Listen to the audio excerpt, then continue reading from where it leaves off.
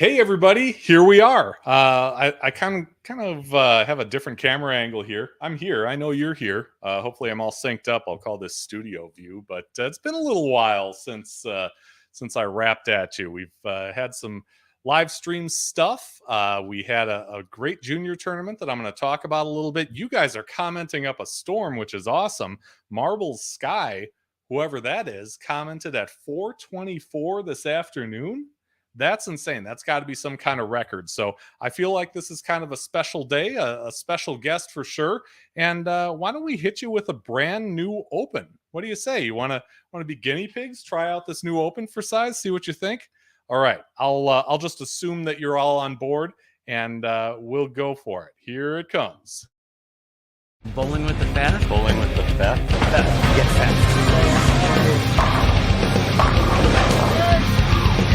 Got it. Hello. This lane, this lane, this lane, this lane. I think. I would like to challenge Matt Rozak. Scotty Bull. Jason Belmasi.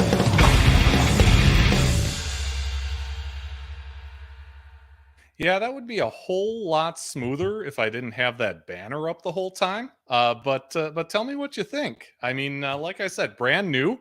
Little new music, new open. Not really messing around anymore. Trying to get things a little upbeat. I got to get through some of these comments before we start here. Oh my gosh, the Bowling Bro says he can't wait. I can't wait either. Vincent Chen says hello, looking forward to the show. Hello to the Feth and to Randy. Hello to you, Vincent. And he put down server/bowling/make that 710 split /greatness. I love that location. We're going to have to talk about that a little bit. Jay Santos, one of my regular viewers, saying hi. Good to see you on the live stream as always, Jay. The Bowling Bro again saying hi. Nico, glad to see you on here. Jim, who subscribed to the channel today, hello and thanks for joining us. Connor, same deal. AFF, and hello again, Coach Randy. We're going to hear from him in just a second. And on and on and on. Here we go. Punchy and dynamic and not clipped. Nice. And Connor likes it. And Ilaria, Asanas, let's go. I love that. Thank you so much. Love the feedback, and welcome to Bowling with the Fef, a musical version of Bowling with the Fef for sure. If you haven't been here before, this is the show where we share bowling stories every week. Doesn't matter if our guests are the greatest bowlers that have ever lived, or someone who just loves the sport and just likes to do it. That's fine. We interview them all, big and small, tall and short, experienced and not.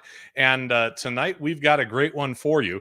I want to talk about a few items of interest before we get to our guest. Turn on a little news music to get into our, I guess we can call it our news segment. A big thank you to the Minnesota Junior Bowlers Tour and the Wisconsin Youth Bowlers Tour for having me live stream their event at Wagner's Lanes here in Eau Claire, Wisconsin, just a week and a half ago. A great competition. If you didn't get a chance to see the stream, we do have it archived on the channel, so be sure and check it out. The Wisconsin team won over the Minnesota team 57-23. The competition was a race to 41 between singles, doubles, and team matches. They had their own little point system that included a 300 by Wisconsin's Robert Vader and a 298 from Wisconsin's Hale Rush. I want to tell you about some of the post-game reaction. Here's what a couple of the competitors said after the tournament. How's it feel? Felt great. It was a lot of fun. The lanes were nice and open up on the left side, so I took advantage of it and did the best I could. My first game, I started off, I had a really good look, had a 211, had a couple of strikes in there, and then my second game, I was really struggling to find a good look and continue to throw good quality shots, but I continued to pick up all my spares. I think I had my first strike in the 9th frame, and I just went spare 1 through the 8th frame, and that's what really helped me win. I would have won if I wouldn't have picked up all those spares. So congratulations to the Wisconsin team for taking that event. I did talk with MJBT tournament director Darren Hansen after the fact. He said the plan is for next year's border battle in Minnesota, then back to Wisconsin the year after that. Venues still to be determined, but again, you can see the archived versions of that live stream on the channel and relive that great action. Well, over the weekend, Team USA taking the team gold medal at the Pan Am Bowling Male Championships in the Dominican Republic over the weekend. Congratulations to them. Team consisted of John Janowitz, Darren Tang, Nick Pate, Matt Russo, and Chris Vi with Brandon Bone on the bench. Team USA also grabbed a gold and a bronze in trios competition on Thursday. And congratulations in order to Lindsay Boomershine, grabbing her first WBA title, the Queens, which is a major, in Las Vegas last week. She took down Maria Jose Rodriguez 202 to 176.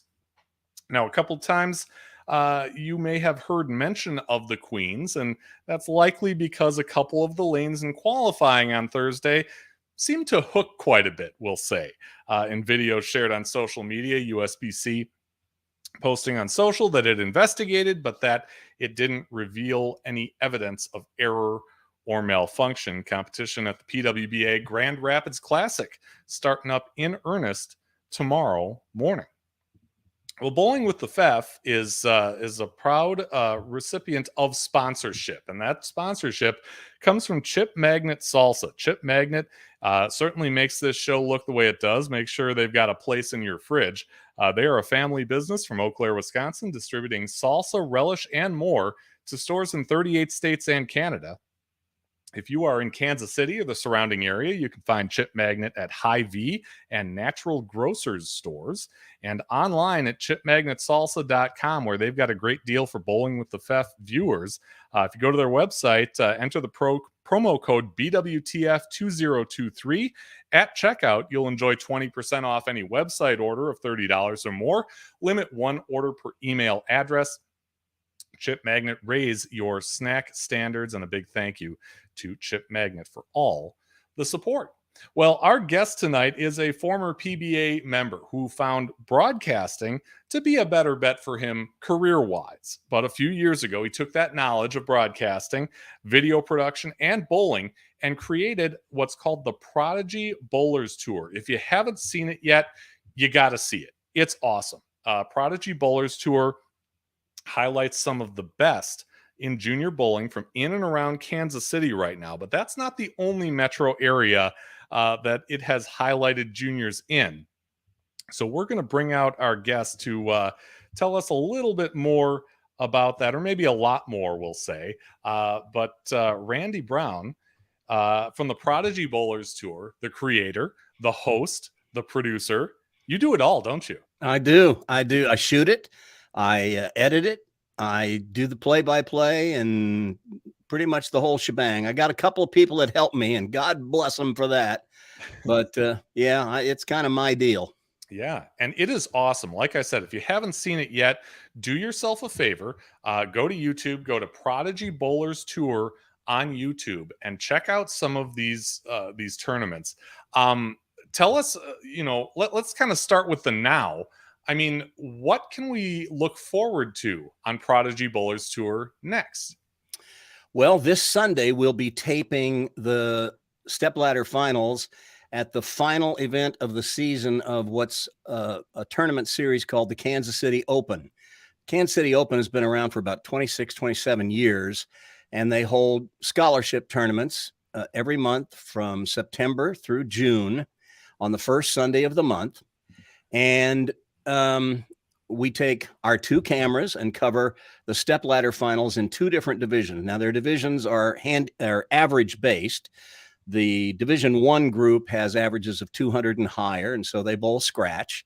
And the Division II through 5 have, lower averages, and they bowl with handicap. We cover Division I every month, and then we skip around and try to cover all the other divisions 2 or 3 times a season. This is our first season with the KCO since I just moved up here about a year and a half ago from Atlanta. We'll talk about Atlanta in a minute, but we'll be doing the KCO Invitational, their big season-ending event where there's pretty big scholarship prizes awarded. And then that's the end of the KCO season. We've covered their tournaments since September, and everyone who wins on Prodigy Bowlers Tour gets to sign. Oh, I should have grabbed it. The coveted trophy pin. It's right over there.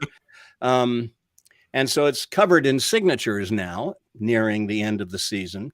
And after the KCO Invitational is completed, 3 weeks later, we will be holding our Prodigy Bowlers Tour Tournament of Champions, where all the champions who won on the show get to come in and compete for this prize, the coveted trophy pin with all the signatures on it. And we're also going to be giving out a few other awards as well. There'll be an award in the scratch division, an award in the handicap division. Those two will meet for the pin. And then we're also going to name, for the first time we've ever done this, the PBAA, Prodigy Bowlers Across America, Player of the Year, which will be voted on by myself, 2 or 3 other people that I've selected that I want to vote, whose opinions I value, and the viewers will also get a vote. And I'll be explaining how that works on the show that we do from the KCO Invitational. Wow, that's awesome. We're kind of coming up on the big, crescendo at the end of the season. Yeah. And for those of you who aren't familiar, that should give you kind of a glimpse into the thoroughness and the complexity of all this, which is really, a credit to you, not only doing this in the here and now, but like you said, also in Atlanta in the past, and we're certainly going to get into a lot of that. I did want to ask you, because one of our commenters brought it up, and oh my gosh, I'm not going to be able to keep track of all these comments. There's I think so many. Prodigy Nation has showed out tonight. They really have. But Vincent mentioned server/bowling/make that 7-10 split/greatness. Tell us about this 7-10 split. This was just last night, right? Yeah. In addition to doing the show, I'm also a USBC Silver coach, and I coach at the bowling center here that's pretty close to where I live, Olathe Lanes East in Olathe, Kansas, which will host the KCO Invitational and the Prodigy TOC. But I coach up there as well. They're Saturday leagues. They also have a Monday night league during the season. I don't know how many leagues they've got. I can't keep them all straight. The lady that runs the program there, the youth program, Susan Lowe, is unbelievable. I mean, it's the best youth bowling program I've ever seen. Wow. And last night was a high school challenge league. I was down there to watch and coach. If I see a kid who could use a little help, I'm there to, jump in. And PJ Dokalis, who has been on the show a number of times, won one of the most thrilling matches we've ever shown on Prodigy. Last night, he picked up the 7-10 split in league, and doggone it, I didn't see it. I was there, but I was a few pairs away, and I heard it announced on the PA. And I thought, well, that's pretty cool. I wish I would have had, my camera rolling for that one. But I walked down there to talk to PJ. And sure enough, as soon as I got down there, he left the big 4. And so I pulled out my camera. Yeah. I said, now, PJ, don't disappoint me.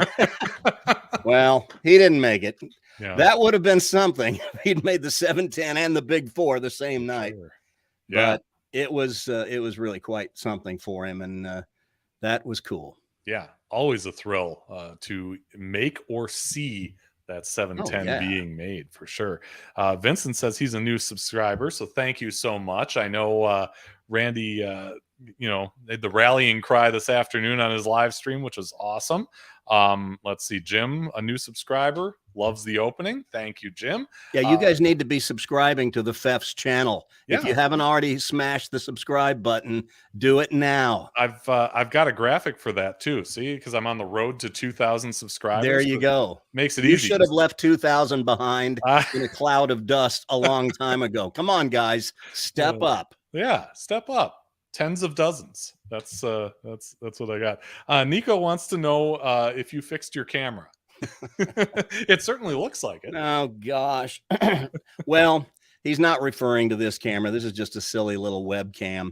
Yeah. The last episode that we shot in St. Joseph in May, we had previously, the month before, we were shooting in very low light. The bowling center in Leavenworth is pretty dark inside, and I had cranked everything up to get as much light into the camera as I could.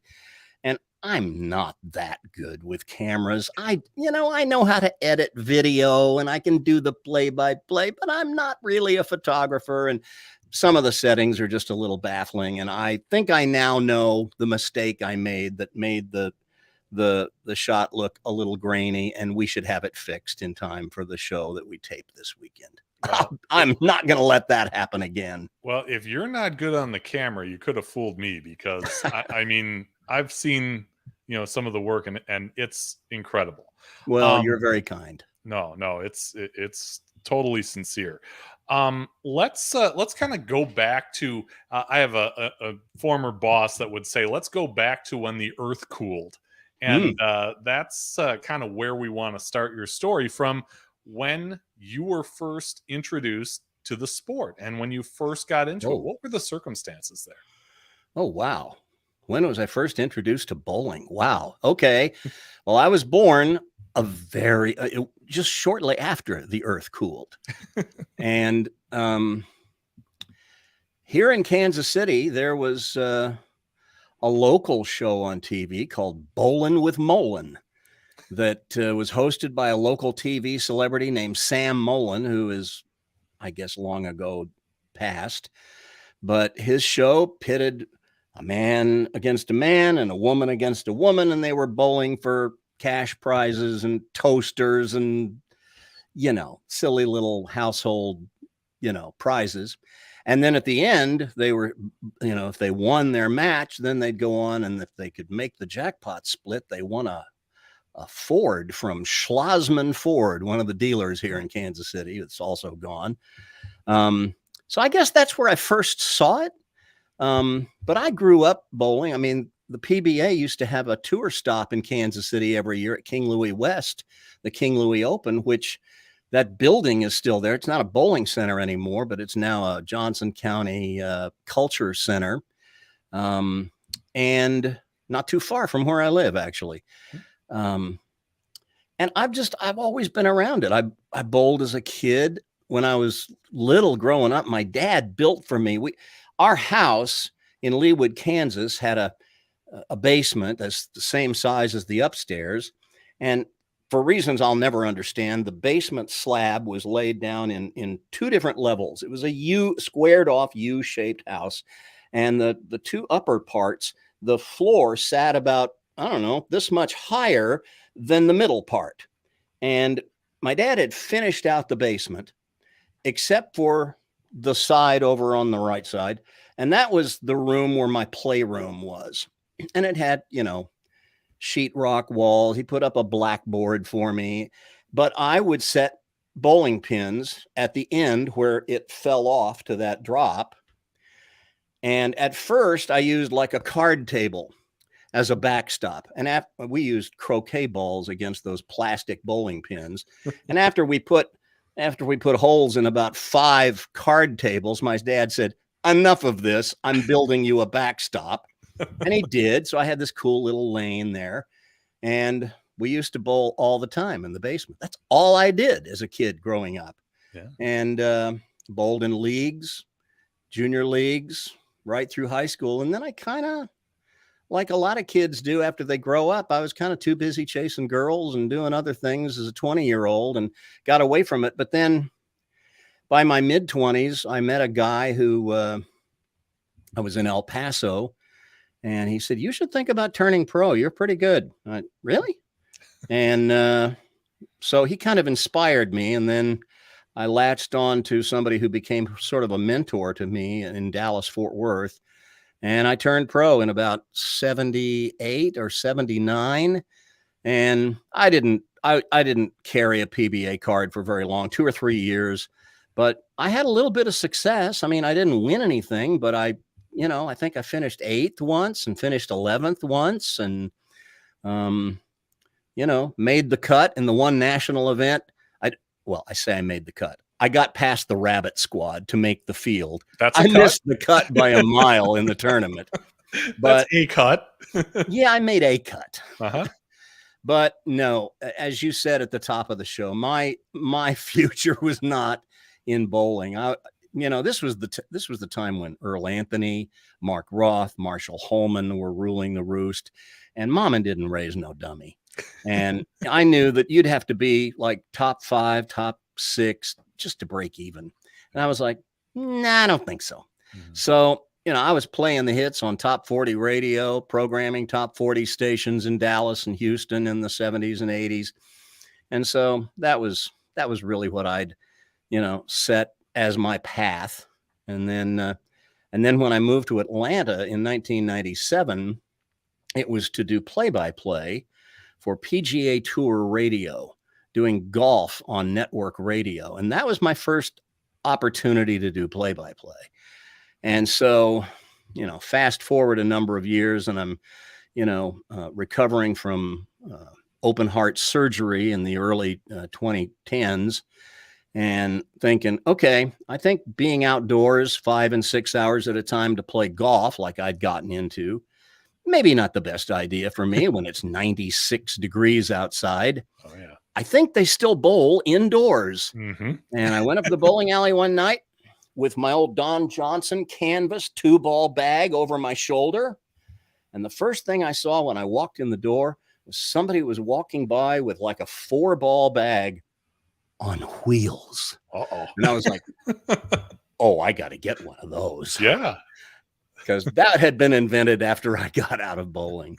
And so anyway, I started back little by little. I got my strength back. And one day I was up there bowling, and it was the first time after I'd gotten back. I was bowling pretty good, shooting 200s, 220s, 230s, and I turn around and there's Walter Ray Williams. And I'm like, what's he doing here? And he was doing a clinic for the upcoming PBA Experience League that they were about to start. And I was like, I think I'll do that. So my first league back after a long layoff from bowling was a Sport Shot League, which was a rude awakening to say the least. But, it was a great way to get back into it. And pretty soon I started coaching at that bowling center. Shortly after I'd started coaching, 2 or 3 years into that, the lady who'd run the program for, 10, 15 years, she decided it was time to retire. They gave me the program to run. Wow. And I kind of sort of just did it for a year just to sort of get my arms around it. And the second year I decided, well, I got to do something to kind of build this program. And the first Saturday of league, one of our kids got the front 11. So I'm, standing there with my camera, not asking anybody permission. I'm just, I don't want to miss this if he does it. Just like cell phone camera. Yeah. Okay. And he shot 299, left a 4-pin on the last ball. And, I got his parents' permission to put it up on YouTube. And the next week we had somebody get the front 10. Wow. And the week after that, somebody else got the front 10. So I'm like, I got this thing with me every week. Yeah. And some of the kids in our league, some of them were really good bowlers. And they would stay after league and stage their own little faux qualifying round of maybe 2 games. And then they'd seed themselves into a little step ladder. Sometimes I'd bowl with them. Okay. And, for bragging rights that week. Sure. And I got the bright idea. What if I were to tape them, get their parents' permission, tape them, and put it up on YouTube? But I spent too much time in radio, and I kind of developed a reputation for being a good production guy. Okay. I was not going to just put raw video up on YouTube. Any schmo can do that. Mm-hmm. It had to, have something more to it. So I did the scoring graphics. I found some music, did the play-by-play because I knew how to do all this stuff. It was a little rudimentary at first, but suddenly my YouTube channel, which I had originally created just to put videos up of me bowling, like anybody would want to watch that. It had 20 or 30 subscribers, people who needed to get a life. But I start putting these junior bowling videos up, and I start putting them up like almost every week. Now, I had the parents' permission and all this. The show didn't have a name. It was just another junior bowling video from Brunswick Zone Roswell in Roswell, Georgia. Yeah. And all of a sudden, the subscriber numbers started ticking up. And by Christmas, we hit 1,000. And I'm like, nobody knows who these kids are. What are they doing watching this? Yeah. And it kept growing and growing.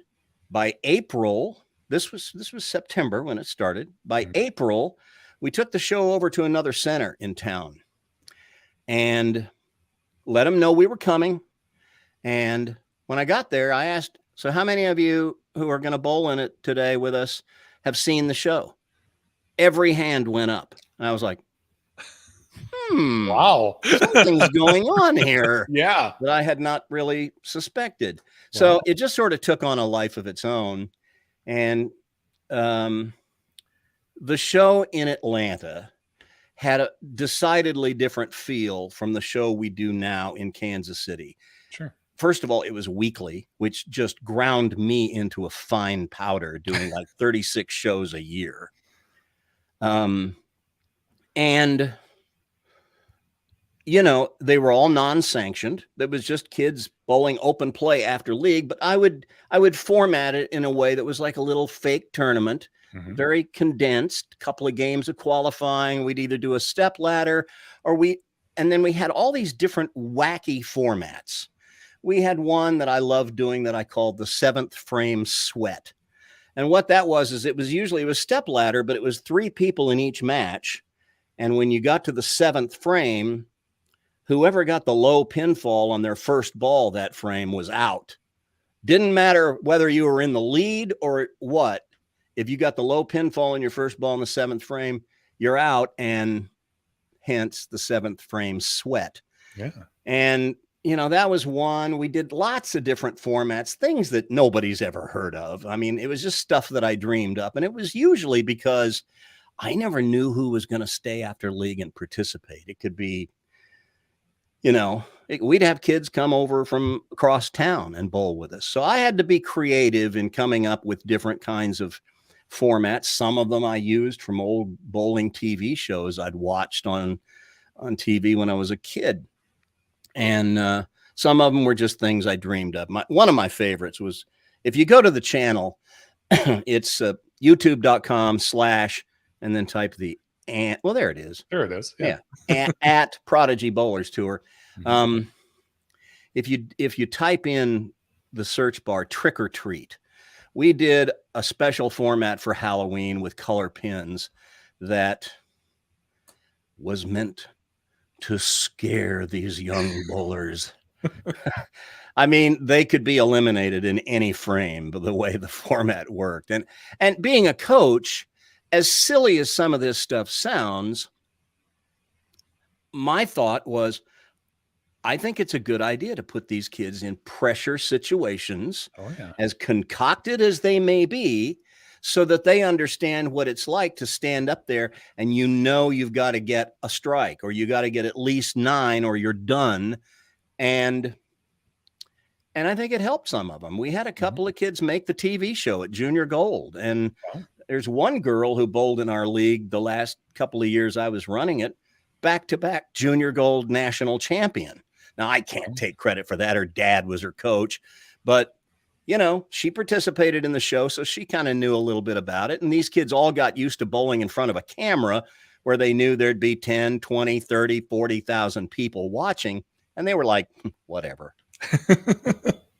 Yeah, it was nothing to them. Yeah.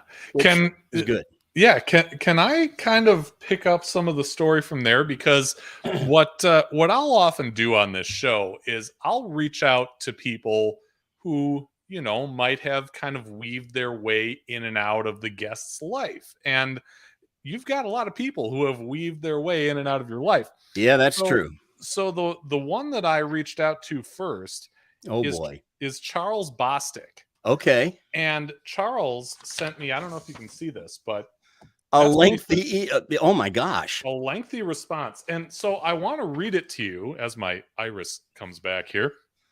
I want to read it to you in full so you don't miss any of this and have you react to it after. I didn't know I was going on This Is Your Life. How's that? always say this is kind of like a "This Is Your Life" That's meets awesome. bowling kind of thing. So let me start here. Charles says, "Wow, where do I start? It feels like yesterday when the first episode of Prodigy Bowlers Tour aired with me and Logan bowling in the championship match. Now, almost 7 years later, it is still going strong all the way over in Kansas City because Charles is in the Atlanta area. Prodigy all started after a day of league when a group of us, Logan Fossum, Brandon Rassiope. We call him Rassiope. Brandon Ravioli. There you go. Brandon Ravioli and Christian Menel.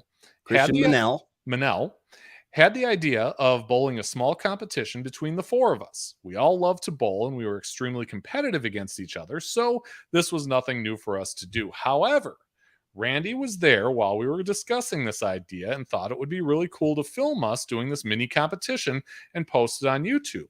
Of course, when he mentioned this, we all agreed quickly and thought it would be a fun pressure factor with the camera and the commentating.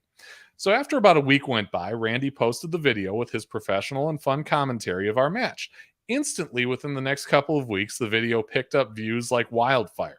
So soon enough, we started to do these videos weekly, and this brought in hundreds of thousands of views and had people from all over the country come to bowl on Prodigy and have a shot at the coveted trophy pin. He says, it was exciting between the fun and wacky formats we were given from Randy to do on the show, mixed in with all our competitive nature. There was nothing like it. He says it was exciting for people to watch since the majority of the formats were something that were never really known or just really enjoyable to watch and made some episodes nail-biting for the audience. During the first season, Logan and I were neck and neck for the coveted trophy pin. We both gunned for it after day one, and after countless episodes, we were tied for wins. Going into the final episode of season 1 with the championship match, I made a promise to give the pin to Hunter Moffat if I were to win. When I first met Hunter, he was this little kid who had more passion for bowling than anyone that I have ever met. He instantly caught my attention, and soon I grew to like him a lot as he reminded myself of me when I was younger. After the last episode of season 1, when I took down Logan for the pin, I gave it to Hunter during our end of year league presentation. He says the smile/excitement he had was something I could never forget and won't till this day. Now, some years have passed, and funny enough, Hunter won a season of Prodigy Bowlers Tour and surprised me by giving me his pin. It was a moment I'll never forget, and nothing makes me happier than knowing that he's still killing it in the bowling world and is becoming one of the top bowlers not only in Georgia, but in the country. Lastly, he says, I wouldn't be here without Coach Randy Brown. Aside from Prodigy Bowlers Tour and all the tremendous work he did and countless hours of commentating and editing he had to do behind the scenes, he always cared about us first. He only wanted to help people to become the best bowler they could be and was the most positive person I've ever met. He always puts his youth bowlers as the number one priority, and I couldn't be any more thankful for what he's done for my career and life as a whole. You're going to make me cry. What part of that do you leave out? It's Charlie so good. is, wow. That's quite something. Yeah. Well, first of all, thank you, Charlie, for such kind words. My God. And right back at you. Charlie was indeed our first winner of the coveted trophy pin. The pin, actually, the first several episodes we did of the show, there was no prize. And then Amanda Mayer, I remember her name, she posted a comment on one of the videos saying, you might get more interest in the show if the kids were actually had something to play for, to win a prize of some kind. Okay. And I was like, well, I don't make any money off of this show to speak of. I mean, I get a few nickels from YouTube every month, but not enough to spit at. And I was not going to go buy a trophy every week. Right. But I got the idea that, I could get a pin printed up with our logo on it. I put the Bowling Center's logo on the other side. I only did that the first year. We kind of outgrew that. And I decided, we'll get the kids to sign it. And then at the end of the year, they can, this will be the prize for the big winner at the end of the year. At the time, the first year, we didn't have a tournament of champions. It was just whoever won the most times on Prodigy that year would win the pin. And as Charlie mentioned in his letter, Logan Fossum got off to a quick start. He won 7 times, and Charlie had to catch up. But Charlie did catch up. And so we held an episode. It's still up on YouTube, called For the Win. And Logan had just a terrible break in the first match. And the match turned there. I mean, he went from being neck and neck with Charlie to like 50 pins down in the course of like one exchange of the two of them bowling. And from that point on, I mean, he was in catch-up mode, and Charlie just didn't give him an opening. So Charlie won the first pin, and I knew that he was going to give the pin to Hunter. Because he had told me, or his mom had told me, somebody had told me. Yeah. But Hunter was this kid who came to our league that season. In fact, he didn't even start in September. I had seen him and his dad the summer before and watched him bowl, and he so loved it. And I said, you know, Dad, you ought to let him join the league here. He'd have a blast. But he had taekwondo or something else on Saturday mornings, and it was like, we'll get around to it someday, maybe. Sure. Well, January break, Christmas break, January, and we see Hunter show up one day. Here he is. I said, okay, awesome. This kid would stay after and bowl Prodigy with us every week, and he would mix it up with these big kids who were 200 plus averages. Hunter was a 110, 120 maybe then. Okay. He was 9 years old.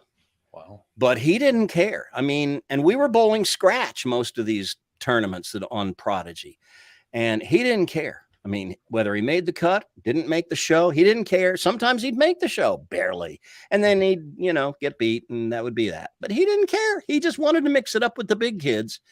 And that's the kind of enthusiasm Charlie is talking about. And I used to refer to him on the show as America's favorite 9-year-old, something to which his parents found great delight. And in fact, when he turned 10, he said, am I now America's favorite 10-year-old? I said, you'll have to earn that. Well, it's interesting that you brought that up, because Connor said Hunter is no longer America's favorite 9-year-old, but he is a Prodigy superstar. He is the winningest player ever on Prodigy Bowlers Tour. Wow. He passed Charlie before we finished things up in Georgia. Charlie kind of moved on and then aged out, and Hunter is still a youth bowler. And as Charlie mentioned, he gave Hunter the pin at the first presentation. What he didn't mention was the next year we did hold our first tournament of champions, and a guy named Peyton Smith won the pin. He beat the guy who had won the most times on Prodigy that year, Christian Manel. And this I didn't see coming. When I presented Peyton with the pin, he said, I want to give it away. I said, great. Now we have an award that when we give it out each year, nobody wants to keep it. But he gave it away to Christian Manel, the guy that had won the most times, and he felt like he deserved it. So I was like, okay. And I kind of like this tradition. Yeah. And the next year, the player who won it then gave it away to another player in the field. And I can't tell people you got to give it away, of course.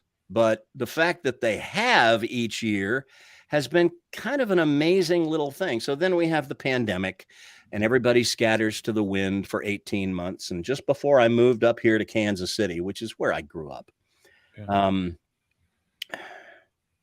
I decided we got to get the kids together one last time before I leave. So we do a farewell Atlanta show. We got about, I don't remember, 21 kids showed up for that one. It was a pretty good size field for us. Yeah. And some kids who'd never been on the show before showed up, and a bunch of them who had. Okay. And the top seed that day was none other than America's former favorite 9-year-old, Hunter Moffitt, who by this time, now I hadn't seen him in 18 months, and he'd grown like a weed. And we had 2 of the best youth bowlers in the state qualify in the 2 and 3 spots. And the 2 spot guy, Jacob Ballinger, he's a fireballer, and look out for him when he gets to college, which will be this fall, and then when he gets older, because if he turns pro, he can make those pins disintegrate. And Hunter dusted him in the championship match. And I did not see that coming because Hunter had gotten a lot better as he got bigger. And he took the pin with him to junior gold the following summer, like 8 months later, and gave it to Charlie. And I was like, oh my God, that just puts a bow on the whole Atlanta chapter of Prodigy Bowlers Tour. And, you know, I still get a little choked up about it because it was a perfect ending. Yeah. And so I come up here. Well, actually, before you get to the Kansas City part, you sent over a highlight video from Atlanta that I wanna play back. Maybe you can kind of give us a little context of what we're seeing here. We've got to be. Oh yes, this was April, I believe, of 2019. This is Big Logan Mathis. Yeah. And he gets it. He gets the. Is that the 11th? That is I the believe 10th. that's the 11th no, that's ball. the 11th. We had never had a 300 on Prodigy. We'd had one in a 9-pin no tap event. Okay. A 9-pin no tap doubles event. But we'd never had a singles 300. We'd never had anybody get past the front 9. And here we are, the 12th ball. Yeah. There it is. And that was pretty exciting. Yeah. Logan Mathis has shown. And there's the fat guy giving him congratulations. And it's not lost on me that he's bowling against somebody who shot 250. Yeah. Yeah. I mean, that's incredible. Yeah. That was Christian, the kid who had won so many times in the previous season. And those kids could bowl. Yeah. Now, that particular week, we were bowling on a pretty easy shot. Most of the time, I put them on a sport shot to do Prodigy. But sometimes I put them on the house shot because, you know, I like to see high scores. Everybody likes to see high scores. Sure. You know, that was actually a sports shot, but it was an easier one. Okay. So, all right. Yeah, Vincent says, Christian is fun to watch. You never know what he'll do. He did a 300 for sure, too. You never knew what Christian would do. He could shoot. He had 2 or 3 250, 260 type games on the show, but he also probably threw more gutters than I've seen anyone throw in my life. Okay. I caught him during a qualifying round at one of our events where he shot, I think he shot 90, and he threw like 8 or 10 gutter balls in the game. It was okay. Well, so it became kind of a running joke with Christian. Sure. He knows that we like to laugh at him. Yeah. Boy, like I said, so many comments that I can't keep up. Bowling Bro says he saw this video. Vincent says he loves this episode. Jay says his 15-year-old went off for a 753 in his Saturday morning league, which is awesome. So that is proud. awesome. Wish our local youth program was like yours. And yeah, that kind of brings me to a question that I wanted to ask when you talked about, you know, these highly competitive kids showing up, you know, really in big numbers, right? Or, you know, for Prodigy in Atlanta and now in Kansas City. Do you think you just happen to be in these hotbeds of junior bowling, or is this something that really you feel like you had to work at and build up? Well, I can tell you that in Atlanta, the program that we had 2 or 3 really good youth bowlers when I took it over. Logan Fossum was he was the hot shot kid that I thought was going to be like, you know, the best junior bowler in Georgia. And then Christian Manel came in and he became really good. There was a kid, we mentioned him, Brandon Ravioli. Yeah. And they all bowled pretty well. And then I had done a spare clinic one summer, and the parents of Charlie Bostic heard about it. Charlie was kind of really the guy in Atlanta in that age group he was the one that Logan couldn't beat. Okay. And when his mom heard about the spare clinic, she contacted me and we started talking about Charlie moving over to bowl in our program. I saw that as an opportunity to give Logan a little more of a challenge that would raise his game, give and I knew that Charlie would have some competition to help raise his game. And I just thought it would be good for everybody. I wasn't even thinking about Prodigy at the time. I hadn't even that was not even, I hadn't even dreamed that up yet. And so Charlie comes over. Now we've got a pretty good group of kids. So when I first put the first Prodigy on the internet, it was really to get the word out to other youth bowlers in the Atlanta area that look at who we've got bowling here. You know, some pretty talented bowlers. If you want to up your game, come bowl with us and you can get to be on this cool YouTube show. Oh, yeah. You know, so it was always in my mind a recruitment tool to get kids to come join our leagues. And it helped. We got a few, but mostly what happened is kids would bowl their league wherever they bowled it. And then they'd get their parents to drive them over after leagues so that they could bowl Prodigy with us. We'd usually start at about 1 in the afternoon after leagues were over. I see. And if we knew somebody was coming, we'd wait for them. Sure. And we should point out that Vince says Logan Mathis is like a 105 millimeter howitzer of the lanes. Crazy good. That's true. Although, you know, Charles may have ruled the roost at that point, it sounds like Logan wasn't too far behind it. Well, you know, I think Charlie and Logan faced off on Prodigy 2 or 3 times. And I think Logan may have gotten the better of Charlie more than half the times. I could be wrong, but that's the way I remember it. I know they were both really good. And by the time they would bowl with each other, Charlie was not there all that often. So he was not bowling Prodigy as often. But they're both really good. Yeah. Yeah, obviously. So, you know, as you started to mention, you take and Charlie, by the way, is now bowling on the team at Weber. Oh, cool. In Florida. Okay. So yeah, getting training at Kegel. So yep, he's not going to get worse. He's going to get better. With Del Warren, who has been on this show before. So Charlie, if you're watching, you can go back and see what Del Warren said, you know, on our show. It was a pretty good interview, if I do say so myself. You moved this whole thing to Kansas City, and I'm assuming that you go there not really knowing if this is going to continue or not, right? That's right. My move to Kansas City had more to do with the fact that the apartment complex I lived in Atlanta decided to kick everybody out and renovate the place and raise everybody's rent by $700 to $800 a month. And I said, you're not doing that on me. Right. So at that point, I'm thinking, where should I move? And I was pretty PO'd about the whole deal. And I was on the phone with my son one night, and he said, Dad, shut up. Quit your bitching and moaning and just, you know, where does your heart tell you want to live? And I said, you know, when you put it in those terms and leave it to your kid to ask the question that you should have been asking yourself the whole time. When you put it in those terms, there's really only 2 places that are on my radar. One of them is Portland, Oregon, where he and my grandkids are. And that is a huge attraction. Make no mistake of it, especially at my age. But I don't know anybody but him and the kids up there. And I don't like the weather up there. Don't like all the rain. Don't know my way around. And I just said, and the other place was Kansas City. And I said, you know, I think it's time for me to go home. And I knew if I came here, at least in the fall on Sundays, I wouldn't have to worry about my Kansas City Chiefs being preempted by the Falcons.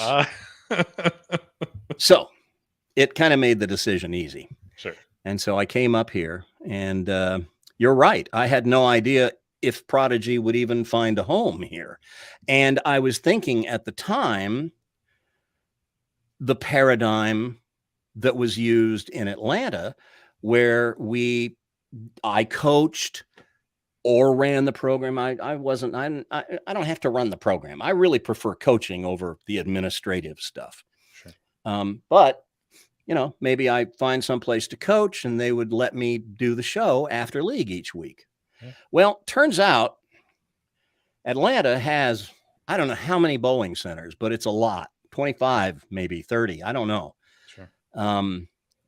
Bolero has, I think, 11 of them, and there's tons more. up here in Kansas City, all the bowling centers I used to bowl at as a kid, they're gone. And there just aren't as many bowling centers here. And as a result, you don't have as many lanes available on Saturday afternoons.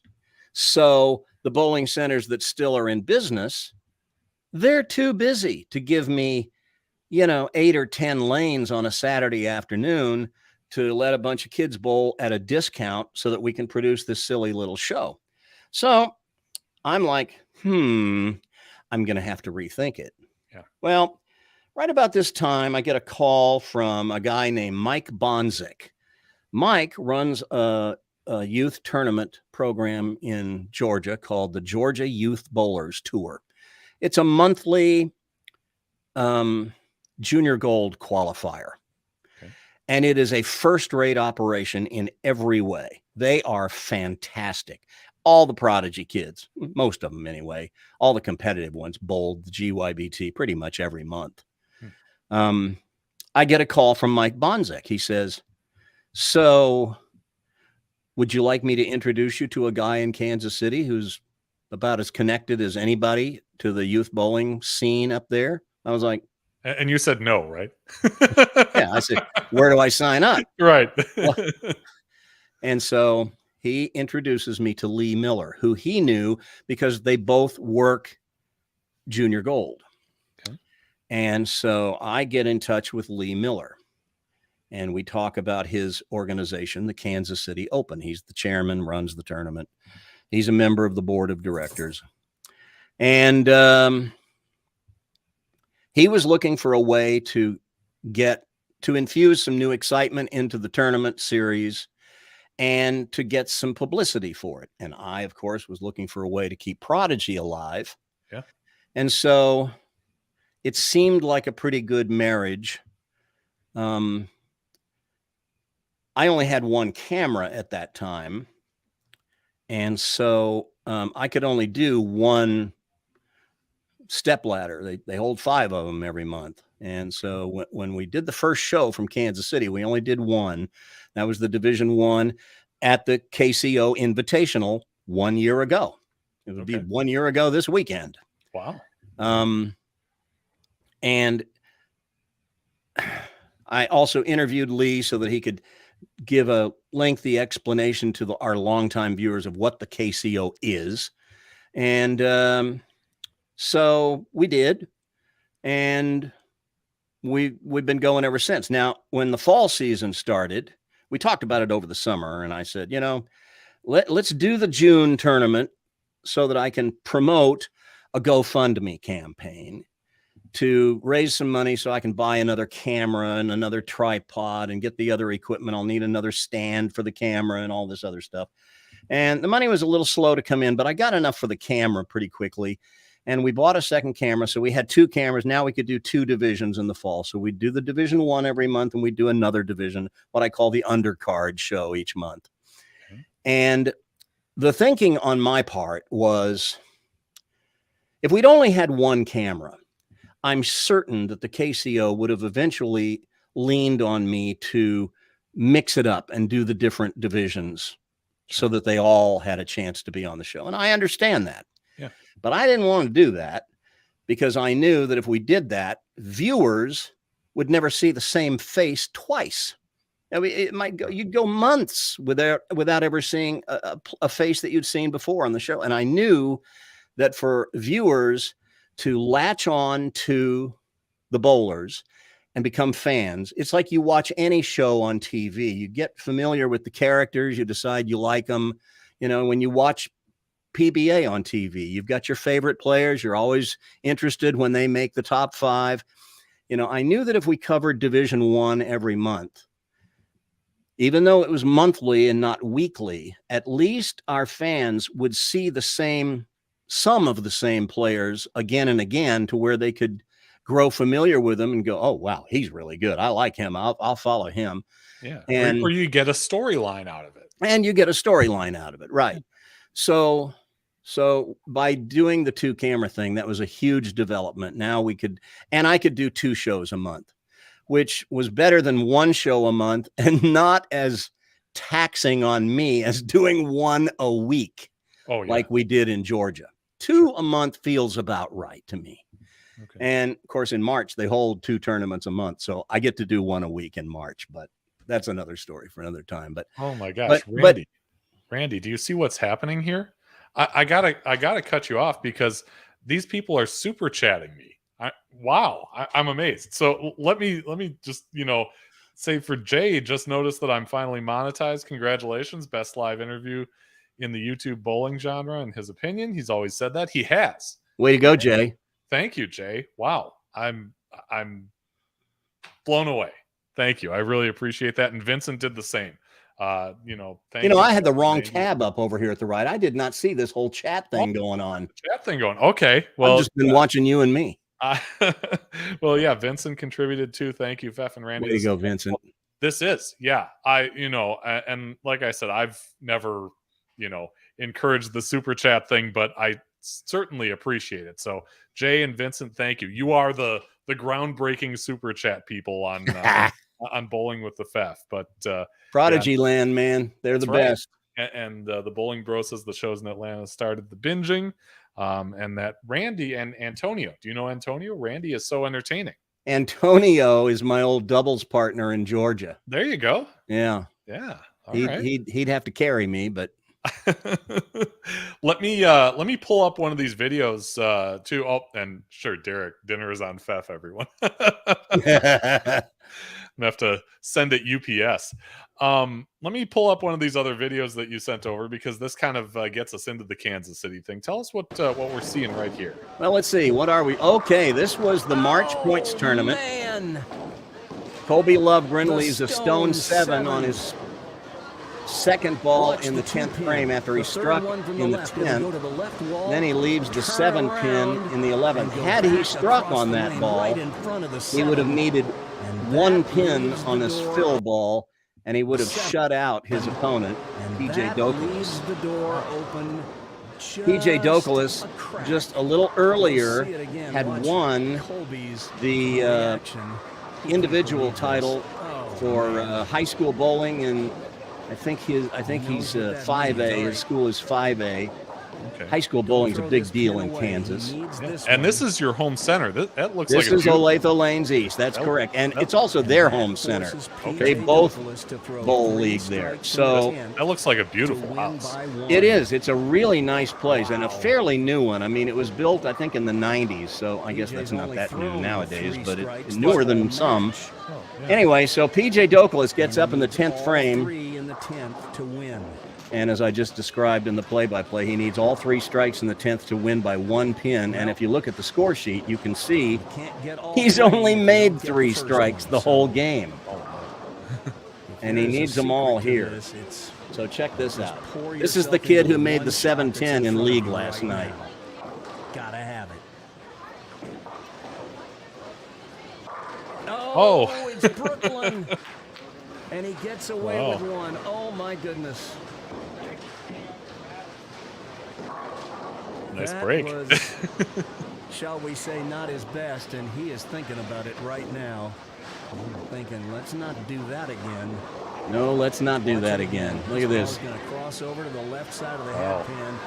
Yeah, that thing checked up pretty early. I try to make the show look, sound, and feel as much like a network telecast as I possibly can on a budget of essentially 0. Right. But the stars are not pro bowlers, they're kids.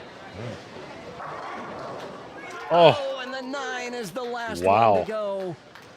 So at this moment, I noticed that Colby and his sister and his mom are behind me, so I grab my iPhone. What I don't notice is those guys in the orange standing behind, that's PJ's dad and his brother. Oh, wow. And I think they're as excited, that maybe is more great. excited than PJ. I just wanted to get PJ's reaction if he suddenly won. But now you watch him, he's watching this live, he's shaking his head like, and this looks like you've got like 10 strike. cameras. I know he is. And PJ Douglas wins a thriller at the 2023 Kansas City Open March Points Tournament in Division 1. Wow, what a finish. Yeah, that was probably our best episode ever. Yeah. That's and having that cutaway shot makes it look like you've got 10 cameras around. Yeah, well, You know? not exactly, but I know. it was pretty cool. But It was yeah. very cool. Yeah, for sure. Antonio just chipped in $5. Thank you so much. Really appreciate that, Antonio. You the man. And to be fair, the Bowling Bro says I'm only 12, so I can't pay any money. I would pay if I could. This is a free thing. I mean, don't feel bad for not super chatting me. Like I said, I was never even expecting super chats. So, that's just icing on the cake. I'm just glad you're here, Bowling Bro, watching live. That's, Absolutely that's a lot to me. But yeah, Vincent says gifts happen in bowling for sure. Derek wants to know if you have an on-lane reporter. No, I don't have an on-lane reporter. Okay. However, I will tell you that when we do the KCO Invitational this Sunday, now I edit the show and I've put the whole thing together in my editing software, and then I lay down the play-by-play.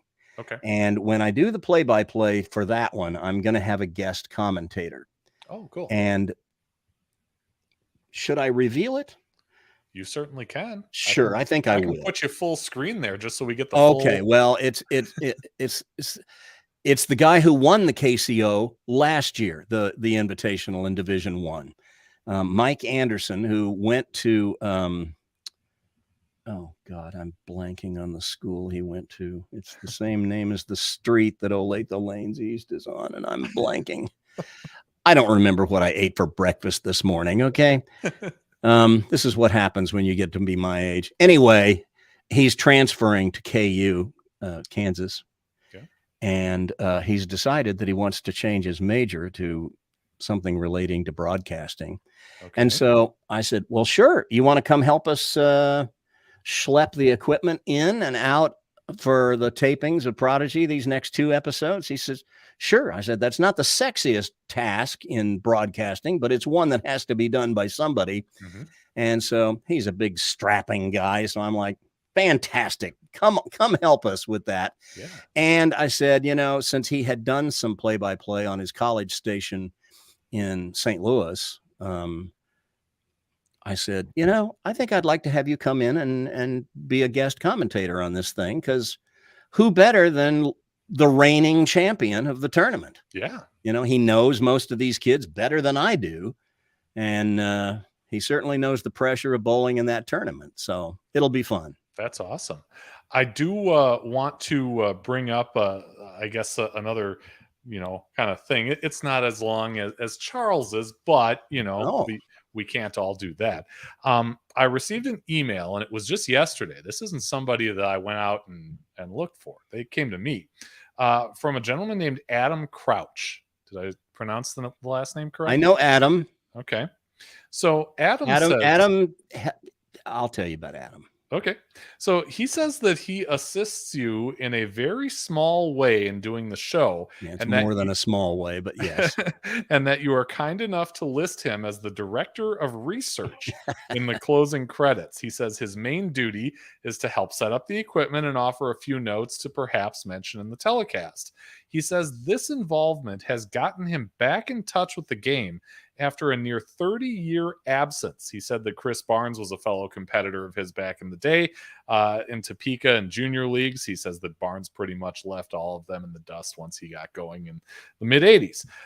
He said he just wanted to thank you for the opportunity to help you out. He says, if I could mention that on the show, he'd really appreciate it. He says he's met so many great bowlers and families and looks forward to more in the future. And I think that's awesome that, this has now given him an outlet to get back into the sport in, what he considers a small way. You don't, obviously. You consider it a big way. It's a big way. And Adam has become a dear friend. When I first moved up here from Atlanta, I didn't know Adam. And he reached out to me. I honestly don't even remember how he first reached out to me. It must have been through an email, I guess. And he introduced himself and said he'd like to come watch a taping. So I invited him to the taping of the KCO Invitational back in June a year ago, our first Kansas City Prodigy event. Okay. And as soon as our eyes met at near the front of the bowling center, and he said, "I'm Adam," and I said, "Hey, I'm Coach Randy," and blah blah blah. And I said, "So you're here to watch, huh? You want to help? So let me put you to work. Help me carry this equipment in, because I'm old and decrepit. I can't carry this stuff anymore." Christian Manel down in Georgia was my schlepper back in the day. I called him my production assistant, and so he helped me carry the stuff in, and he helped me. We've got this big platform. It's like 4 foot by 4 foot, stands about 32 inches off the ground. And then on top of that is the tripod that puts the camera pretty high up in the air. So we get this great angle looking over the players' heads when we're using it. Yeah. And anyway, yeah, he helps. He is an invaluable help. And he does. He talks to the families. He's gotten to know some of the families and some of the youth bowlers as well. And he feeds me little nuggets of information that he gets from these people that helps me have a little insight, because I don't know many of these kids, you know, and I'm getting to know some of them, but I came up here, I didn't know a soul. Sure. And so it's been really helpful. And he loves the game as much as anyone I know. And he lives in Topeka, which is not exactly just a hop, skip, and a jump from Kansas City. I mean, it's about 60, 70 miles to Topeka. Okay. And he comes in every month for the KCO to help me out and do what he does. I finally dubbed him the director of research, because he finds out all these little tidbits. I said, you're more than a production assistant. You're the director of research. Yeah. And you know, sure, all he gets for it is the satisfaction of knowing that he does it, and my, undying friendship. But I tell you what, one of the things I learned in Georgia that has proven to be true here as well is that the youth bowling community, and I'm talking about the kids and their families, are some of the best people I've known in my life. I mean, it's just an amazing network of people. These kids, bash heads against each other on the lanes, but off the lanes, they're friends. They go to dinner together, with their parents all get together, and they all know each other. And, some of these kids grow up together on the lanes. I mean, talking about PJ and Colby that you saw in that match that we showed a minute ago. I mean, they've been locking horns since they were little kids. And they're still locking horns, although Colby's aging out this summer, and PJ has one more year in youth bowling, which his parents are especially thrilled about, because now his younger brother, Anthony, who's coming up behind him, they're going to get to bowl on the same high school team together this fall, it won't be fall, but it'll be next winter. Okay. And Anthony also won on Prodigy this year on a Division III show back in October. So Who knows? We get to the Prodigy Tournament of Champions at the end of June, and we might have Anthony Douglas win the handicap division, PJ Douglas win the scratch division, and it'll be a little Douglas on Douglas violence for the coveted trophy pin at the end. Who knows? It's not too far-fetched. Sure. There you go. There's the storyline. You never know. Yeah. So Vincent came in with, I believe, is that his second super chat now? I think so. Vincent, you're just throwing money away now. Wow. Why don't you throw something at me? For the love of bowling and the future of the sport of bowling, so wonderful, nothing better. Thank you so much. Yeah, that means a lot, Vincent. Like I said, really just appreciate that you're here, but the super chats are awesome. Really appreciate that too. Let's see. So Bowling Bro says he thinks he knows Adam. He also calls him Dill Pickle. And, okay, now I know who the bowling pin is. The Bowling Bro is. Yeah, the Dill Pickle is. I think it's fair if he's identified himself as a Dill Pickle. I guess it's fair to say that everybody knows that is Dylan Pollard, who appeared once on Prodigy in a featured group that we had. He didn't win his match, but he's a good little bowler. He's pretty young. I forget his age, but he's not maybe 13, He said 12, he's 12. 13, Yeah, 14, something. He commented that he was 12. Oh, 12. Okay. Yeah, that's what I was thinking. But he's going to be really good when he gets bigger. He's pretty good now. And this past month in May, he won the Division II championship at the KCO. We weren't showing it, but one of the things we do, and I love this. Okay, you got 5 stepladder finals going on 5 adjacent pairs of lanes. Sure. We always cover 2 of them.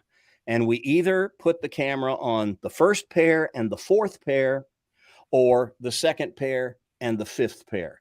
That way, on one of the episodes, you see the kids on the adjacent pair on one side.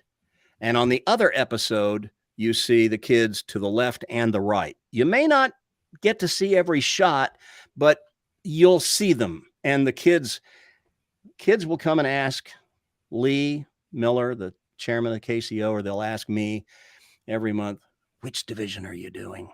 They all know it's Division 1 and one other, but which division are you doing? Yeah. Because they want to be on the show. Sure. And so we didn't get Dylan Pollard's victory on the featured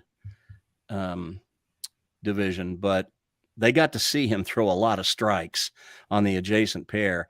And the kid that he beat ran the stepladder to get to the final match. And that happened to be a kid that I had coached, who went on to win the Missouri Pepsi in his U18 boys division. And so I was real proud of him. I was real proud to see him climb the stepladder. But when it got to those 2, I was like, this will be interesting. Oh, yeah. And Dylan just, sorry, Nick, Dylan dusted him. Did he? I mean, he put up a little 250 something on him and left him behind in a cloud of dust. But Nick bowled great to get there, and Dylan was just not going to be denied.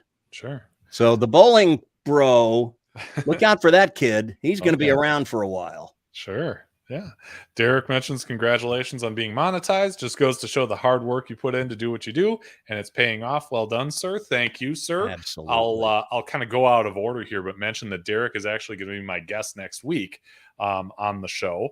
He's been on once before, but I love to kind of catch up when there are, things that happen between the present and the episode.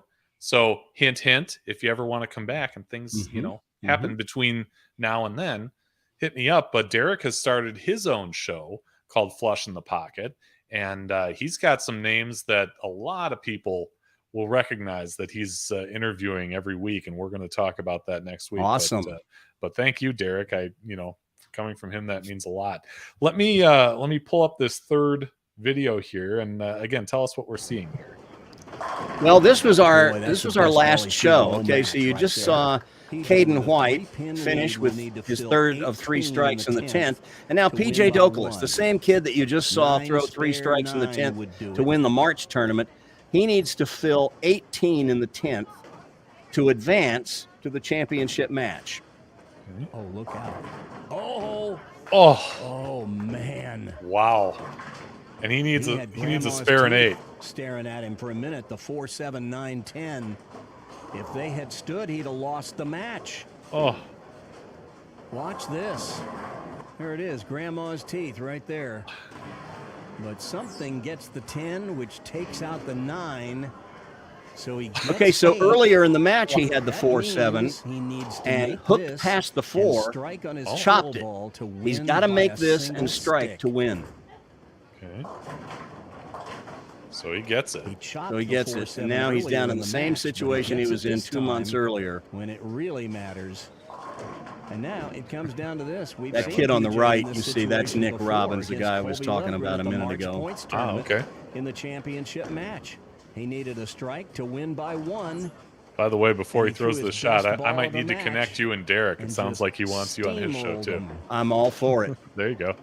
He's in exactly the same position here for a chance to get into a championship match against Colby Lovegren. A strike to win. And he does it again. And I think the thing that was most impressive about that is, the KCO bowls on the house shot. Okay. But they only run the lanes once in the morning, and then they have 2 squads, an A and a B squad. They bowl 3 games in the morning, 3 games in the afternoon, and then the step ladder. Okay. After they run the lanes in the morning, they don't run them again. Right. So they're bowling on serious burn by the time the step ladder rolls around. And these lanes in St. Joseph that you just saw, they were not yielding very high scores. Sure. And to throw a shot like that when you need one on that kind of tough condition, pretty impressive. Yeah, for sure. Let's let's kind of talk about your partnership with the KCO. Yep. You mentioned Lee Miller. Yep. So when I reached out to the KCO folks, he volunteered some comments. He says, as far as integrating with the KCO, it is that most, if not all, parents and bowlers alike have welcomed him and found his review comments helpful on evaluating their bowling skills. He says, not just pointing out oops, but really coaching as he narrates his recordings for the show, having a free coaching lesson from one who knows what he is talking about. Well, I do try to sprinkle in some coaching into the show. I mean, I don't have the color commentator sitting next to me on most of these shows, so I've got to fill the whole thing. And so, I call on the knowledge I have about the game to try to help these kids. I mean, it's sort of unsolicited advice, and you never know how it's going to be received. You never know if a parent is going to go, I don't really want my kid being criticized. I'm not criticizing. I'm trying to be helpful. And, there may have been maybe one time during this season that I felt like maybe I may have repeated the critique once too often. And I thought, I could have dialed that back a little bit, but it's never with the intent to embarrass or belittle. I mean, the show's slogan, the first words you hear out of my mouth on every episode is celebrating junior bowling, elevating junior bowlers, which is a silly little slogan that I dreamed up in Georgia, but it's really kind of captured the spirit that I want the show to have. Yeah. And if I can help them with a little tip, I don't know if these kids have a coach or not. Mm-hmm. Some of them I've talked to don't. They may have a youth program that they bowl in, and not a lot of coaching comes with it, and they don't, pay for lessons from anybody. So, I'll throw in a little advice here and there, and they are free to do with it as they wish. Sure. But what I hope is that the viewers of the show, even if the kids ignore it, maybe somebody who's watching the show will get something out of it. And I have heard more times than I can count people saying, I learned a lot about the sport listening to you. I learned a lot about the sport listening to Bo Burton when I was young. Yeah. And it's funny, I go back and I listen to some of those old shows of Pro Bowlers Tour, which it's not an accident that our show sounds like that Prodigy Bowlers Tour. It's like, it's almost the same, but not quite. Anyway, Bo Burton was phenomenal at imparting little nuggets that he would just drop here and there. And you'd really almost have to really be a bowler and paying attention to even catch some of that stuff. Yeah. But it was incredibly useful. And a lot of it was very inside, kind of high level bowling stuff. A lot of it was kind of dumbed down for the masses. I get it. You got to do that too. I do it on Prodigy too, but when I was coaching in Georgia, maybe a year or two into it, I would there are 2 things that I noticed from kids all the time was most of them didn't know how to keep score, which I thought, really? You don't know how to keep, you're a 200 average bowler and you don't know how to keep score? Really? And the other thing is they wouldn't know the pins by number. So many times some kid would come down and say, Coach Randy, I made a split. I said, really? What'd you make? What pins were up? I don't know. So I made it my mission in life to teach these kids how to keep score and to identify the pins by number. If they don't learn anything else, they should learn those 2 things. Yeah. And I think with Prodigy, having the score up on screen at all times You know, they're going to figure that part out. And this season, I started putting a little graphic up in the corner when they would leave a spare and what pins they were. So, okay. You know, I'm doing everything I can to cover the basics, but you know, that's the dumbed down part kind of. But there are some things that I try to impart that are a little more advanced. There's only so much you can get into when you're trying to fill between shots. Yeah. You've really got to condense it. And it's hard to get into much, you know, really advanced stuff, but sure, I do what I can. Yeah.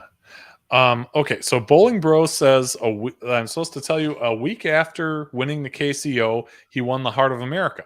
I had heard that. So congratulations, dude. That's a nice string. Why am I not surprised? Derek says if you want someone to do commentary from another location, he would be glad to help. He's located in Maine. Vincent says he wishes he had you when he was a kid. He could have been a contender, but you know. I know. Is there like a little nudge, wink, wink in there? No, not really. Vincent is a Prodigy Bowlers Tour has a Facebook group. Okay. It's called Prodigy Bowlers Tour. If you're on Facebook, type in Prodigy Bowlers Tour into any of the search bar, into the search bar, hit enter. It'll take you to a page where you can submit a request to join the group. Now, there are 3 screening questions, and if you don't answer them, you may get declined because I'll just assume you're a spam bot. Sure. So answer the questions. Yeah. But I know Vincent from our Facebook group, and we've actually exchanged phone numbers. We've talked on the phone a few times, and he's a fascinating guy. I mean, he loves bowling like all these people who are into Prodigy. I mean, you won't find a one of them that doesn't love this sport. And, you know, that's one of the many reasons that I'm actually pretty bullish on this sport's future. I know conventional wisdom nowadays is that bowling is on the decline and bowling centers are going out of business. Blah, blah, blah. And I'm like, well, yeah, because people like you are running them. And I don't see that baggage with kids. And I'm optimistic about the sport's future because, well, for a number of reasons. Guys like Vincent, guys like Prodigy Nation who love the sport, watch the show, but also high school bowling. Did you have high school bowling when you were a kid? I did, and okay, well, you're a young baby. I didn't. But I was in suburban Minneapolis, and we had it there. But there are a lot of places in Wisconsin who didn't have it then and waited years to get it. Yeah, we didn't have it here. They still don't have it in Georgia, by the way. Okay. College bowling, that wasn't around when I was college age. Didn't exist. Junior Gold. Look at what the USBC has done with Junior Gold. You ask any family who goes and spends a week or 10 days at Junior Gold for the first time, it is a life-changing experience. Yeah. And there's so much more to it than just the bowling. Mm-hmm. And so you get things like that going on. You get, you know, things like the KCO and the GYBT in Georgia. And I know there's other associations like it sprinkled across the country.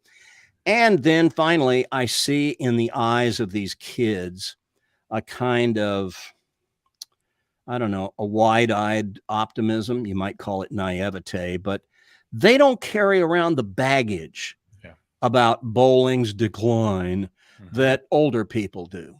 Right. And I'm heartened by the fact that they're going to be the leaders of this industry, the bowling industry, in years to come. And they're going to bring a fresh perspective that is shaped by their experience of being on shows like Prodigy and you know, going through experiences like Junior Gold and GYBT and KCO and all these other things. And by the way, let me just say, I mean, I really haven't, but the KCO is another fantastic organization that is one of a couple of organizations that holds tournaments in the Kansas City area. There's another one that Dill Pickle mentioned, the HOA, that's the Heart of America. They're both really good. Heart of America does one tournament every other month. KCO does one every month, September to June. When I first moved up here, I talked to HOA about maybe having Prodigy do their tournament too. Sure. And I was open to it. I told Lee at the beginning, you know, if I did both, would you have a problem? No. Mm-hmm. But in the end, I didn't do HOA because they have a thing about they don't want the tournament leader to be penalized for having the previous match, some player getting acclimated to the pair of lanes, and then they run over the tournament leader. So do they switch pairs? So they switch. So that each match, they've got 3 divisions. Each match, they change pairs of lanes, and I can't move my cameras that easily. And I told the guy, I said, you know, so our viewers, if I did that, our viewers would see the first match in one division, the second match in another division, and the third match in still another division, and they would be going, "Yep, what's that?" And I was like, it's a non-starter for me. So if you wanted to consider changing that up and do everything on one pair of lanes, I would entertain the idea. But, you know, now that I've developed this relationship with the KCO, I think I'm happy doing theirs, and doing 2 shows a month. That's enough for me. Thanks. Yeah. And Mike from the KCO told me that he loves your interaction with the kids. He says your knowledge of the game and your insight that you put into the telecast on Prodigy. So obviously there's that mutual respect there, which is Mike awesome. is a member of the KCO board of directors. I forget how many of them there are. I'm going to say 6, and that may not be the right number, but you know, Mike is one of them. And, you know, they're all dedicated to the kids, and they all work as volunteers. None of them get paid. And, you know, it's a first-rate operation, and that's largely because of the board of directors. And one of them that I would be remiss if I didn't mention was Eric Maxwell, also on the board. He's also the general manager at Olathe Lanes East. It's not an accident that they have such a big youth program. He not only runs the center, you know, while Susan Lowe runs a youth program, he runs the adult leagues, and he also keeps up the website for all of Kansas youth bowling, processes all the statistics from every school in the state. And I don't know where he finds the time to do all this stuff, but you will not find a staff at a bowling center more committed to youth bowling than the people at Olathe Lanes East. That's awesome. It's amazing. Yeah.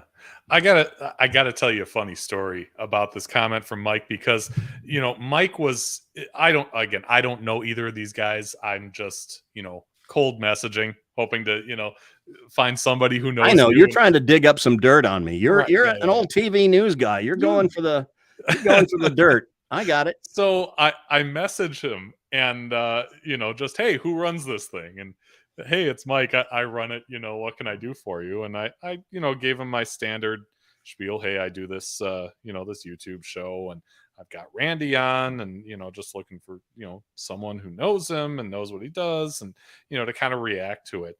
And after I sent that, I went to the grocery store, and, you know, I'm just kind of, you know, getting on with my Saturday, and the phone buzzes, and I look, and I've got, you know, a notification, and it's an angry emoji.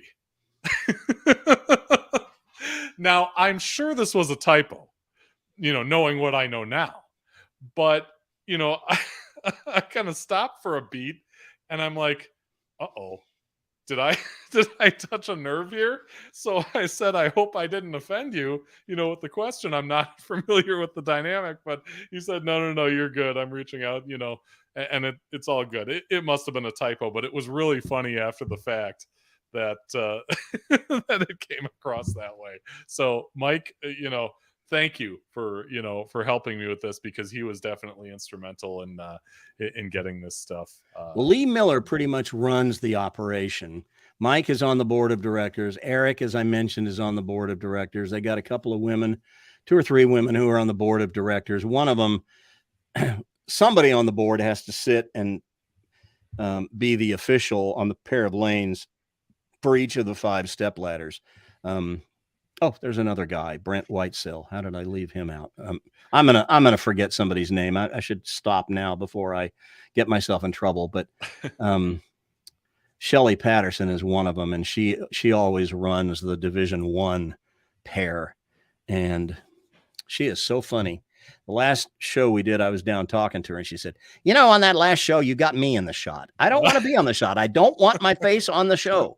I was like, "Okay, I'll put a little smiley face and cover your head if you want me to." That's right. And so I did on this last episode. So if you watch the Division I show from St. Joe, you'll see her covered up with a smiley face, and it says next to it, "Shelley made me do it." There you go. And but she apparently was a championship candlepin bowler in her day back in New England. So okay, she knows a thing or two about this game, and in ways that we probably don't. Yeah. What do you think it would take to do a Prodigy Bowlers Tour live? Oh my God. I've been asked that question before. I mean, you know, I know post-production. I can edit video. I can do all the tricks in post-production with the graphics and all that. But to throw that stuff up live would require, you know, something like a Chiron machine. Yep. You've worked live television. You know more about that than I do, probably. And I know that there are scaled down versions of that, you know, operations. I mean, like Bowl TV, I think, has some stuff like that they can throw graphics up on screen. I don't know how elaborate and how many options they have available with that sort of scaled down type of setup.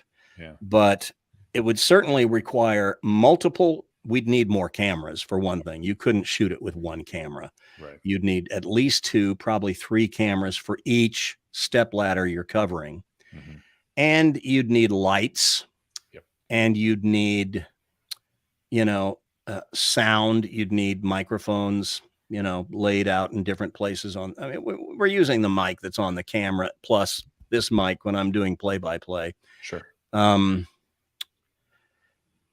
you'd need somebody to operate the cameras. Yeah. You know, I mean, you'd be talking about basically what the TV networks are doing. You could do it with cheaper cameras. You wouldn't need the $100,000 Grass Valley cameras that they use or whatever they are nowadays. But I wouldn't consider it for one. Now, look, I'm not going to lie to you. I mean, if somebody wanted to come along and say, "Hey, we're with a television station or a television network, and we love what you're doing. We think you've got a good idea. You know, we want to take this regional or national." I mean, would you? Of course, I would love to see something like that happen. Sure. But it takes resources. I don't think it takes it's a lot of resources. And it would take a lot of resources, and I don't have those kind of resources. I couldn't afford to buy a second camcorder. I had to do a GoFundMe for that. Yeah. So, you know, sure. I don't make the kind of money I used to 5-10 years ago when I was younger and, you know, business was going a little better. But, you know, I still love what I'm doing. Yeah. Jay in there again with a super chat. Thank you, Jay. Always appreciate seeing you on the live streams. He asked about Bolero. I will tell you that it all depends on which bowling center it is. Some of them are not very league friendly. Some of them are very league friendly. And, you know, they were very supportive of me when I was at Bolero Roswell, which had started as a Brunswick Zone Roswell, and then Bowlmore AMF bought it, and Bowlmore AMF became Bolero, and that's how all that happened. But, you know, they were good to me. Yeah.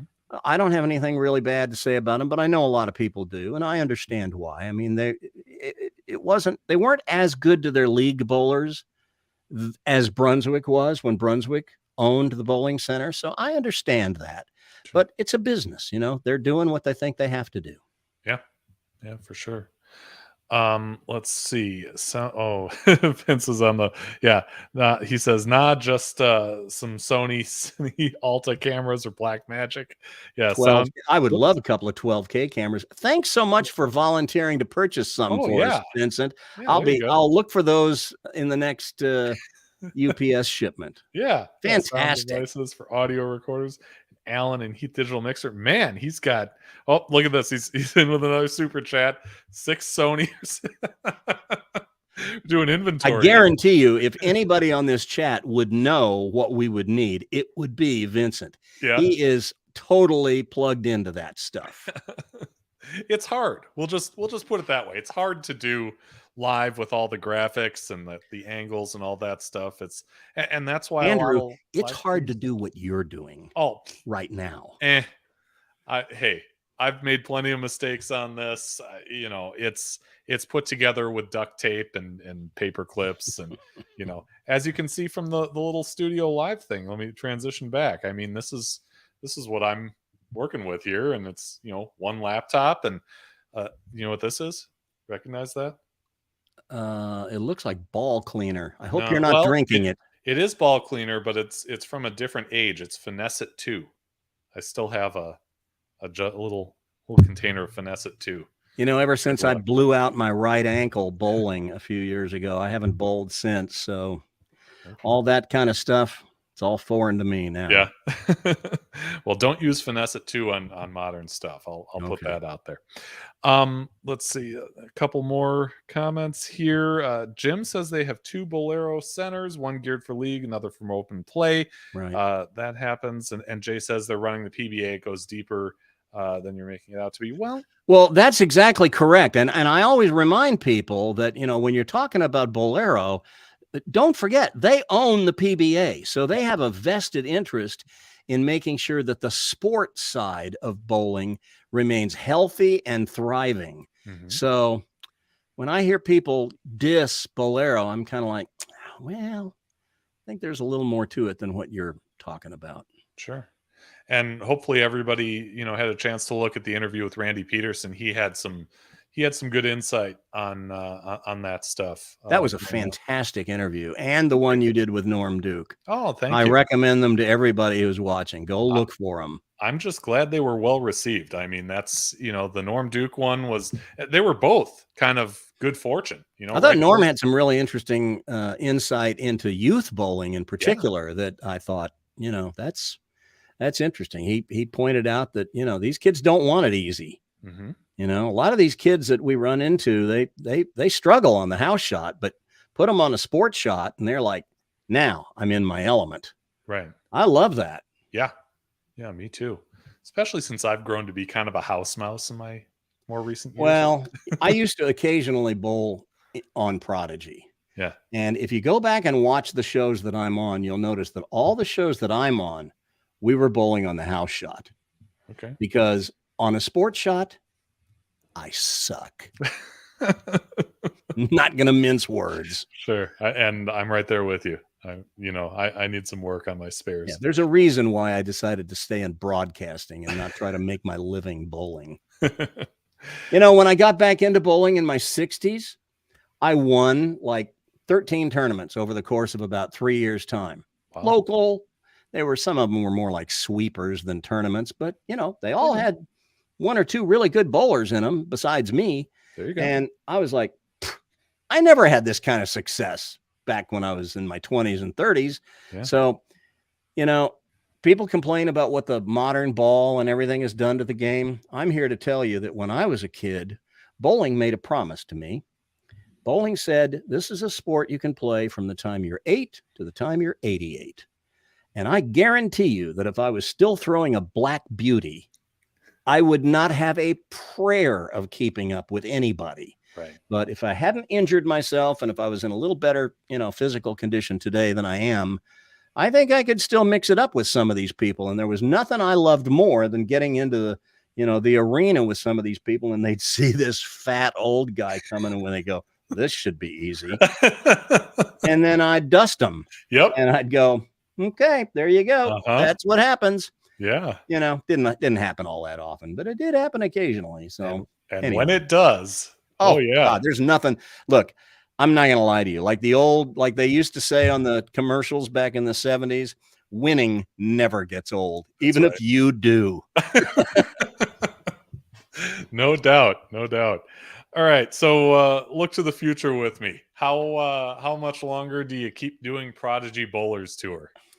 You know, I will keep doing Prodigy as long as I'm physically capable of doing it and as long as it's fun.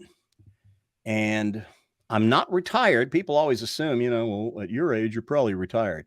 It may seem like I'm retired because I don't work very much, but I've still got a few clients. I make my living by doing voiceover.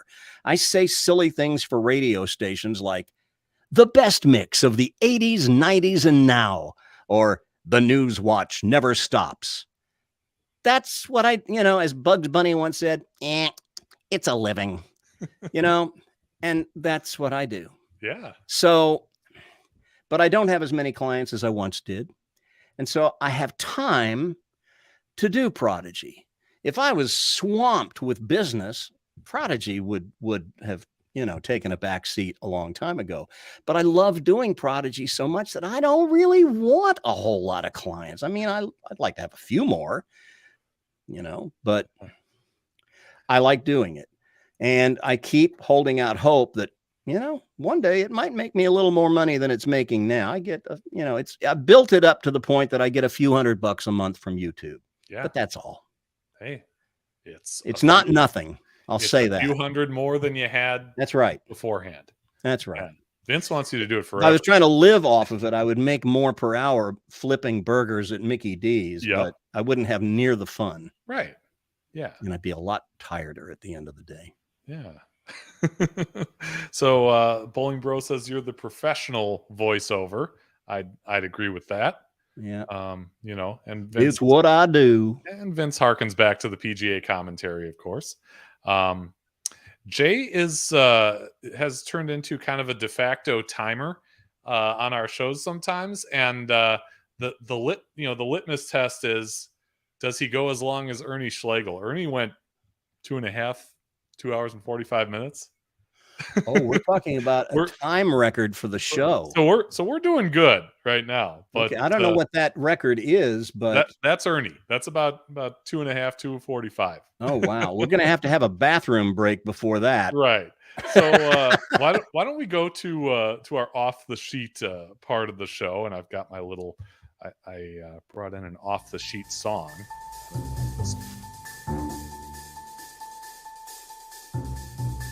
I hope this isn't Name That Tune. No. It's just background music. Okay. So off the sheet is when we ask you to challenge somebody else. Doesn't have to be the greatest bowler in the world. Can be anybody who's passionate about the sport and has a unique story to tell to appear on a future episode. So, Randy Brown, who would you like to see on a future episode of Bowling with the Fest? I'm going to throw a name out there that your viewers are not going to know. Okay. But he's an old friend of mine from Texas. When I was when I was a PBA player, he was a hotshot young gun PBA player. I mean, we were both young, but we're both about the same age. But he actually went out on tour for a while, and so he was a much better bowler than I was. And he lives in Fort Worth. And I will tell you, his name is Randy Fuller. Okay. Randy is the best storyteller I know. And he tells some of the most awesome stories about his time on the PBA Tour. He's got a story about Earl Anthony that I put up on a blog I used to have. And when Earl Anthony, when there was a biography written about Earl Anthony that was just released, I don't know, 2 or 3 years ago. I forget who the author is, but I ended up getting a copy of it because in the book, I'm quoted telling this story. It was Randy Fuller's story that I had just put up on my blog, and the guy found it on my blog and credited it to me. So I got a copy of the book and sent it to Randy too.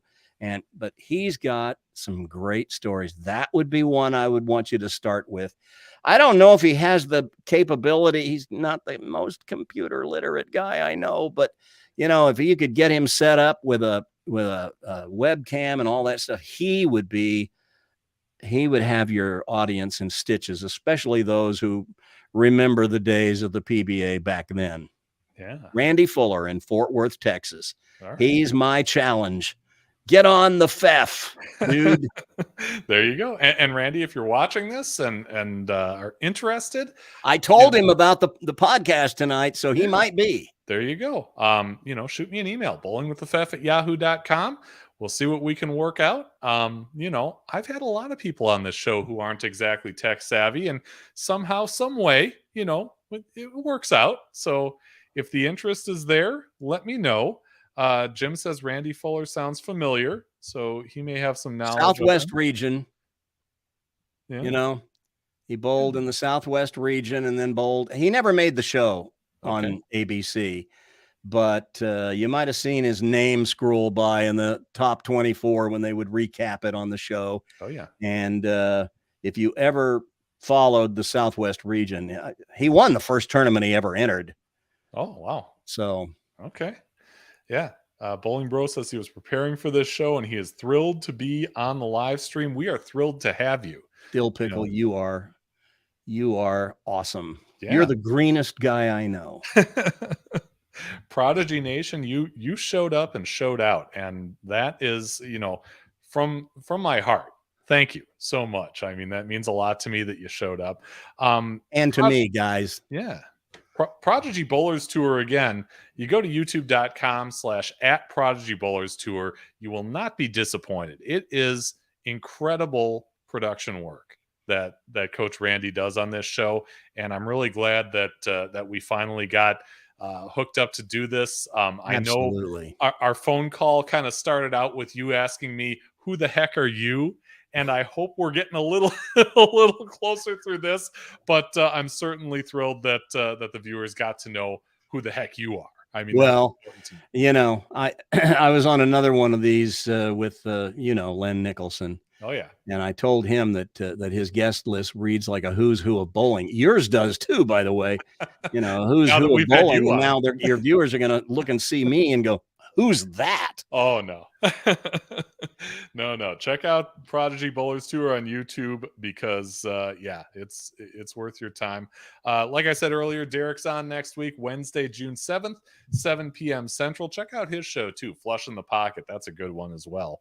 Thanks so much for the time. Really appreciate you coming on, and best of luck. I can't thank you enough for inviting me on your show, and I hope it just grows and grows and grows. Well, with the help of your folks from Prodigy, we're definitely off to a great start. Yeah.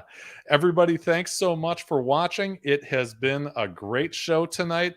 Always appreciate the support here at the channel. I'll turn on a little outro music to get you out of here, but that's it for tonight, and we'll see you again next week.